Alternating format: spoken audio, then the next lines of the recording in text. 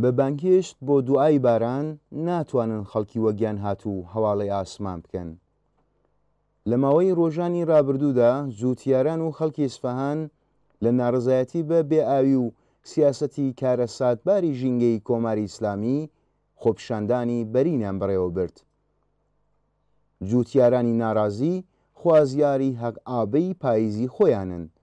ئەم ناڕزایەتیانە لەگەڵ پشتیوانی بەرینی خەڵکی شاری ئیسفەهان بەرەوڕوو بووە. ناڕزایەتەکان بەرەو ئوستانی چوارمەحاڵ و بەختیاری و شاری کوردیش پەرەیسەند. بەڵام کاتێک ریزی خۆپشاندەرانی ئاشتی خوازی خەڵک کەوتە بەر هێرشی هێزە سەرکوتکەرەکان، دروشمی خۆپشاندەران خواستی هەق ئابەی تێپەڕاند و گشت ئۆرگانەکانی دەسەڵاتی کردە ئامانج. لەو نێوەدا ئەحمەد ئەلەمولهودا، نۆنەری ڕێبەری کۆماری ئیسلامی لە خۆراسانی ڕەزەوی، لە خوتبەی ڕۆژی جومعەی خۆیدا وێڕای ئاماژە بە کەم ئاوی لە ئێران وتی: ئەم کێشەیە دەگەڕێتەوە بۆ کەمبوونی بارین و بە کۆبوونەوە چارەسەر نابێت. بەڵام داوای لە خەڵک کرد کە لە زیاتی ناڕزایەتی دەربڕین لە کۆبوونەوەکاندا نۆژی باران بکەن. ناوبراو هەروەها وتی: تەنیا وڵاتی ئێمە تووشی ئەم کێشەیە نەهاتووە، بەڵکو ئەمە بابەتێکی کەشوهەوای جیهانیە و باقی وڵاتەکانیشی گرتۆتەوە.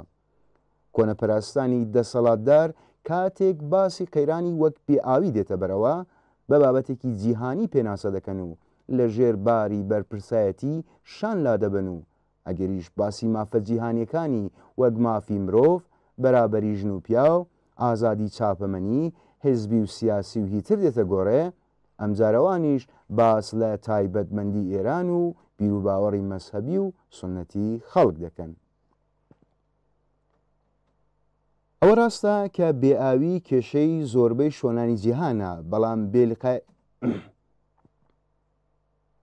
ئەوە ڕاستە کە بێئاوی کێشەی زۆر شۆنی جیهانە، بەڵام بێلیاقەتی ڕژیمی ئیسلامی، بوونی مافیای سپا و بەرژەوەندیان لە دروستکردنی لە ڕادەبەدەری بەنداوەکان، گواستنەوەی کارناسی نەکراوی ئاو لە شوێنێکەوە بۆ شۆنێکی دیکە، بە فیرۆدانی سەرچاوەکانی ئاو، بەکارهێنانی شێوازی کۆن لە بواری کشت و کاڵ و بەرهەمهێنان، نەبوونی نۆژنکەرەوەی ژێرخانی کۆن و پەرتوکەکانی شاری، شیرن نەکردنی ئاوی سوێر، بەکارنهێناوەی گونجاوی ئاوەڕۆکان لە ئاکامەکانی دەسەڵاتی کۆنەپەرست و وێرانکەری ڕژیمی ئیسلامیە.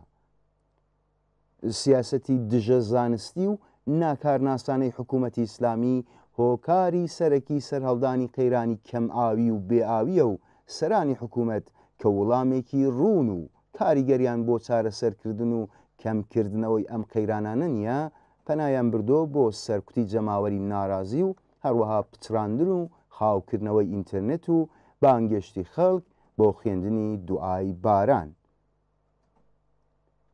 زۆر یەک لە وڵاتانی جیهان کە ڕێژەی بارینیان لە ئێران کەمترە و سەرچاوە ئاوەکانی ئێرانیشان نییە، بەگرتنەبەری سیاسەتی دروست و زانستی، بە کەڵک وەرگرتن لە شێوازی نوێی کشت و کاڵ و بەرهەمهێنانی سەنەتی، بە بەکارهێنانی زانایان و کارناسانی بەرپرس و بەتوانە، بەڕاهێنانی خەڵک بۆ بەکارهێنانی دروستی سەرچاوەکانی ئاو، بە نۆژنکردنەوەی ژێرخانە شارەکان لەگەڵ کێشەی کەم ئاوی و بێئاوی بەرەوڕوون نین و یان مەترسیان لەسەر نییە. بەڵام حکوومەتی ئیسلامی کە خۆی هۆکاری خۆڵقاندنی قەیرانی ژینگەی و کەماویە، بێجگە لە سەرکوتی ناڕزاییان و پەرەپێدانی خورافەی زیاتر، ڕێگا چارەیەکی دیکەی بۆ قەیرانی کەماوی لە ئیختیاردا نییە. لە ڕاستیدا چارەسەرکردنی قەیرانی کەم ئاوی لە ئێران هەزینە هەڵگرە. ئەوەش لە حاڵێکدایە کە هەزینەی بەرین و بێسنوور بۆ ئۆرگانەکانی سەرکوت و ماجراجووی نظامی لە دەرەوەی سنوورەکان تەرخان دەکرێت. ڕژیمێک کەمانەوەی لە گرێوی ئۆرگانەکانی سەرکوت و کارکردنی ناوەندەکانی بەرهەمهێنان و پەرەپێدانی خۆرافەدایە لەگەڵ سەرهەڵدانی هەموو جوورە بەڵایەک، تەنانەت لە کاماویش خۆفناکتر، تەنیا 1 میلیمتر لە بەرینایی هیچ کامیان کەم ناکاتەوە، بەڵکو بە پێچەوانەوە بۆ دامرکاندنی تووڕەی خەڵک پان و بەرینتریشیان دەکات.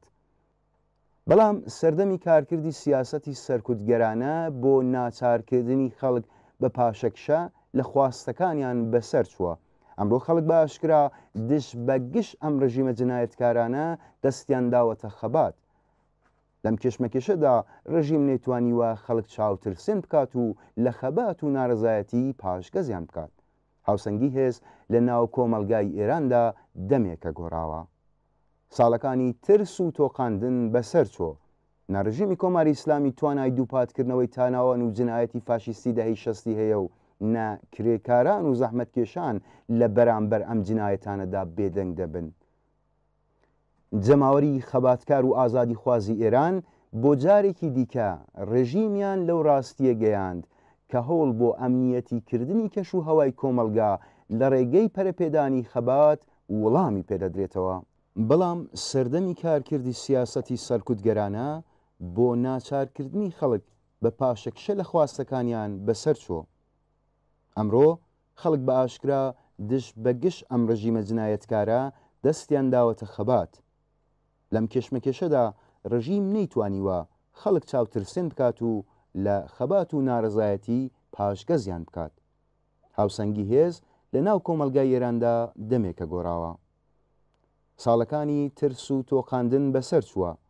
نەڕژیمی کۆماری ئیسلامی توانای دووپاتکردنەوەی تاوان و جنایەتی فاشیستی دەهەی شەستی هەیە و کرێکاران و زەحمەتکێشان لە بەرامبەر ئەم جنایەتانەدا بێدەنگ دەبن.